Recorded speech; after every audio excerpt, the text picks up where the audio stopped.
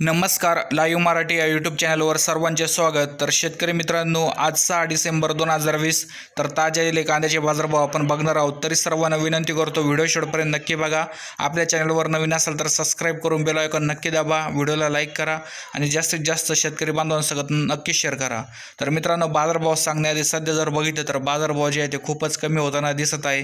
तरी केंद्र सरकारने जे आहे कांदा निर्यात बंदी उठवावी आणि बाजार जे आहे पुन्हा एकदा वाढण्यासाठी काहीतरी प्रयत्न केंद्र सरकारने केले पाहिजे। कारण सध्या बाजारभाव पुन्हा एकदा खूपच डाऊन झालेला आहे। तर केंद्र सरकारने जे आहे कांदा भाववाढी संदर्भात काहीतरी प्रयत्न केले पाहिजे, बाजारभाव कांद्याला चांगला मिळाला पाहिजे।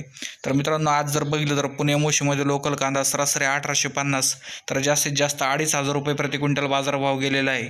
तर या ठिकाणी 225 क्विंटलची आज आवक आलेली होती।